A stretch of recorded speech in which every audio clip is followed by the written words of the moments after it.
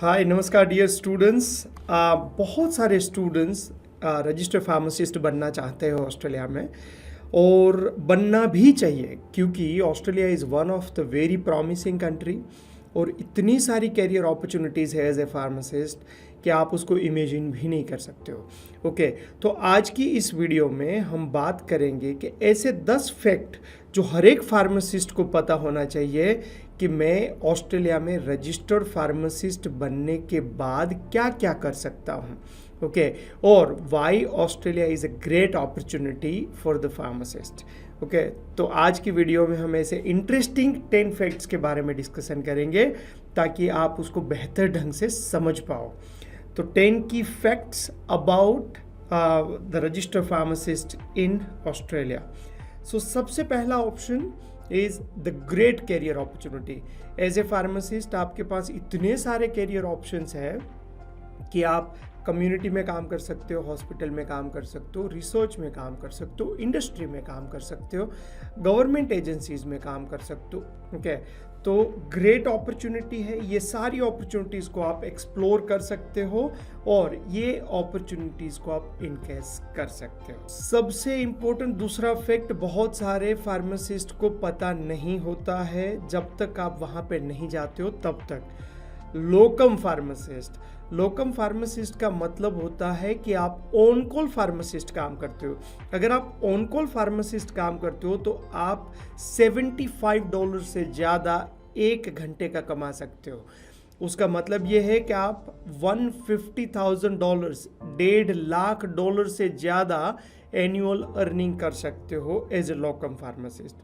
दूसरा बेनिफिट क्या है, लोकम फार्मासिस्ट में आपके पास बहुत बड़ी फ्लेक्सिबिलिटी होती है क्योंकि आप ऑन कॉल काम करते हो। आपको कॉल आता है और आप फार्मेसी में अलग अलग जगहों पे काम करने की अपॉर्चुनिटी मिल सकती है। उसका मतलब ये है आपका एक्सपोजर बड़ा होगा, आपकी अंडरस्टैंडिंग बड़ी होगी, आप बहुत सारे और फार्मासिस्ट और फार्मेसी स्टाफ के साथ काम करते हो और बहुत सारे डिफरेंट टाइप के बिजनेसेस को अंडरस्टैंड करने की अपॉर्चुनिटी मिलती है। तो जिसको भी अपना खुद का बिजनेस स्टार्ट करना है, ऐसे फार्मासिस्ट को लोकम फार्मासिस्ट थोड़े समय तक काम करना चाहिए ताकि you can get the great opportunity to understand the different kind of pharmacy models or different kind of perspective of the pharmacy owner business.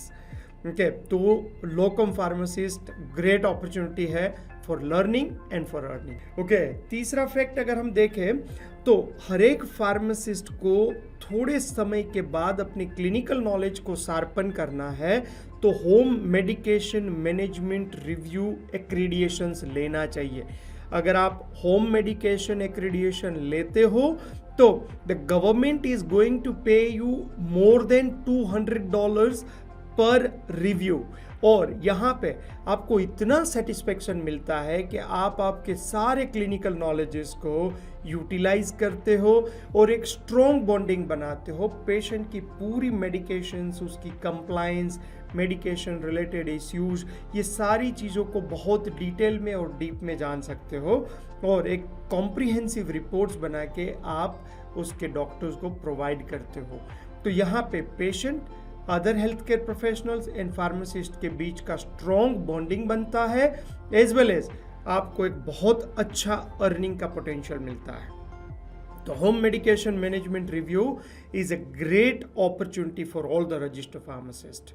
As a provisional registered pharmacist direct immigration कर सकते हो।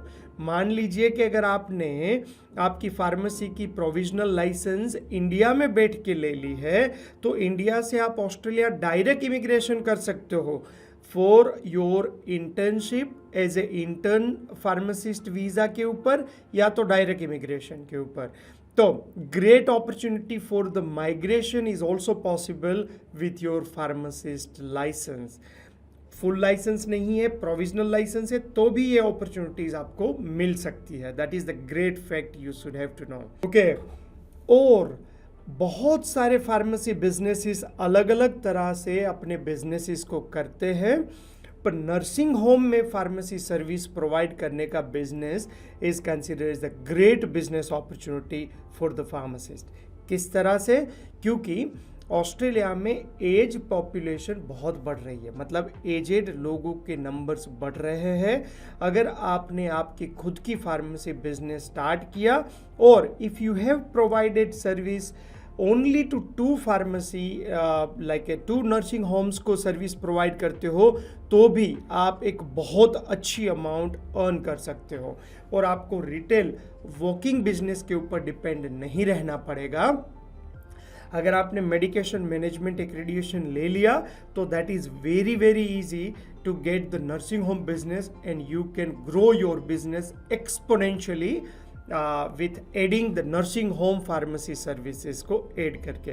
तो ये भी एक great opportunity है pharmacist बनने के बाद, ये भी आपको ध्यान रखना जरूरी है। कंपाउंडिंग फार्मेसी, आज भी ऑस्ट्रेलिया में ये अपॉर्चुनिटी है कि फार्मासिस्ट जो भी कस्टमाइज्ड रिक्वेस्ट होती है खास करके हार्मोनल मेडिकेशंस की, उसमें कंपाउंडिंग फार्मेसी भी स्टार्ट कर सकते हैं। तो आप एक और वर्टिकल को आपकी एग्जिस्टिंग फार्मेसी में ऐड कर सकते हो कंपाउंडिंग सर्विसेज की, और आपके बिजनेस को नेक्स्ट लेवल तक लेके जा सकते हो। तो आपको ये भी ध्यान रखना चाहिए कि when you are going to become registered pharmacist, आप कंपाउंडिंग भी करके आपके बिजनेस को ग्रो कर सकते हो। आप सिर्फ ऑस्ट्रेलिया में ही नहीं, दुनिया के बाकी बहुत सारे देश में as a Australian registered pharmacist भी काम कर सकते हो। जैसे कि आप न्यूजीलैंड में आपका ऑस्ट्रेलिया का फार्मासिस्ट का लाइसेंस है, उसके बेस पर you can work as a pharmacist in New Zealand, and also certain countries they are accepting and giving a dignity to the Australian pharmacist, जैसे कि सिंगापुर हो गया, मिडल ईस्ट के कुछ कंट्रीज में भी आप काम कर सकते हो। तो as a Australian registered pharmacist आपके पास और भी बहुत सारे कंट्रीज के एक्सपोजर खुल जाएंगे। जब भी आप फार्मासिस्ट बनोगे तो आपकी 2 ऑर्गेनाइजेशंस के साथ रिलेशंस होगी, one is Australian pharmacy council और दूसरी फार्मेसी बोर्ड ऑफ ऑस्ट्रेलिया। तो आपको इसके रोल के बारे में पता होना भी जरूरी है। ऑस्ट्रेलियन फार्मेसी काउंसिल आपकी एग्जाम को कंडक्ट करती है और आपकी जो कंटिन्यूस अपग्रेडेशन है उसके लिए काम करती है, और आपकी जो लाइसेंसिंग प्रोसेस है, आपका जो रजिस्ट्रेशन है, वो रजिस्ट्रेशन को मेंटेन करने का काम फार्मेसी बोर्ड ऑफ ऑस्ट्रेलिया करता है। और ऑस्ट्रेलिया में सारे हेल्थ केयर प्रोफेशनल्स का एक एसोसिएशन है, ओके, उसको Australian health care professional association का एक मेंबर, एक पार्ट है जो फार्मेसी बोर्ड ऑफ ऑस्ट्रेलिया। इसी तरह से nursing board, dentistry board, medical council board, तो ये सारे बोर्ड्स का एक एसोसिएशन है स्टैंडिंग। दूसरा, ओपरा एंड केपीएस एग्जाम के बारे में थोरोली समझ होना जरूरी है before you start preparing for your licensing exams. तो इसकी जो गाइड है उसको तो समझोगे ही समझोगे, पर उससे पहले आपको ऑब्जेक्टिव को समझना बहुत ज़रूरी है। क्यों ओपरा एंड केपीएस एग्ज़ाम जैसे एग्ज़ाम स्ट्रक्चर्स रखे हैं? क्या वो एक इंटरनेशनल फार्मेसी ग्रेजुएट्स के पास से एक्सपेक्ट करते हैं? उसकी इंडस्ट्रियल फार्मेसी की नॉलेज को चेक करते हैं या पेशेंट केयर की नॉलेज को चेक करते हैं? ये समझ अगर आपको प्रॉपरली आ गई तो आपकी प्रिपरेशन बहुत इजी हो जाएगी, क्योंकि आप अननेसेसरी सब्जेक्ट्स के ऊपर आपकी जो टाइम अलॉटमेंट है प्रिपरेशन की उसको रोक दोगे और जो भी क्वालिटी कॉन्सेप्ट से पढ़ने के लिए उसके ऊपर आप फोकस कर दोगे। ओके, तो ओपरा एंड केपीएस एग्जाम का जो ऑब्जेक्टिव है, एग्जाम का स्ट्रक्चर है, उसकी गाइड्स है, उसको थोरोली समझना जरूरी है before you get into the process of your licensing exam. ये बहुत सारे स्टूडेंट्स को पता ही होता है। Last but not the least, OPRA and KAPS examination you can write it from the overseas exam centers। India में बहुत सारे एग्जाम सेंटर्स है, वहाँ से आप ये एग्ज़ाम लिख सकते हो, पास कर सकते हो, प्रोविजनल लाइसेंस ले सकते हो। आप आपके जो इंटर्नशिप की लोकेशन है उसको भी यहाँ से फाइंड आउट कर सकते हो। आपके जो प्रिसेप्टर होंगे जिसके अंडर में आपको इंटर्नशिप करना है उसका अप्रूवल भी आप इंडिया से करवा सकते हो। तो आप इंडिया से माइग्रेट होने से पहले बहुत सारे काम यहाँ से कर सकते हो। तो ये फैक्ट भी आपको समझ होना ज़रूरी है। और इसको अगर रिकैप करें तो आपके पास बहुत सारी अपॉर्चुनिटीज़ है, आप लोकम काम कर सकते हो, खुद का बिजनेस कर सकते हो। ये सारे जो भी फैक्ट्स हैं वो आपको रजिस्टर्ड फार्मासिस्ट बनने से पहले पता होना ज़रूरी है।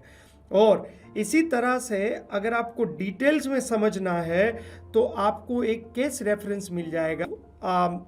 जोशी करके जो स्टूडेंट है वो इंडिया से किस तरह से अपनी माइग्रेशन करके ऑस्ट्रेलिया में वो एक सक्सेसफुल फार्मेसी का कैरियर अचीव कर सके हैं।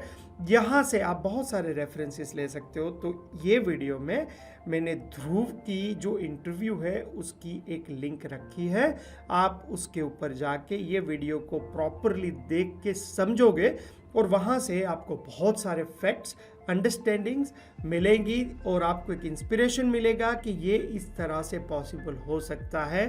तो बेस्ट विशेस और definitely you can watch this video और कमेंट करना ना भूलिए कि आपको इसमें से क्या लर्निंग मिला।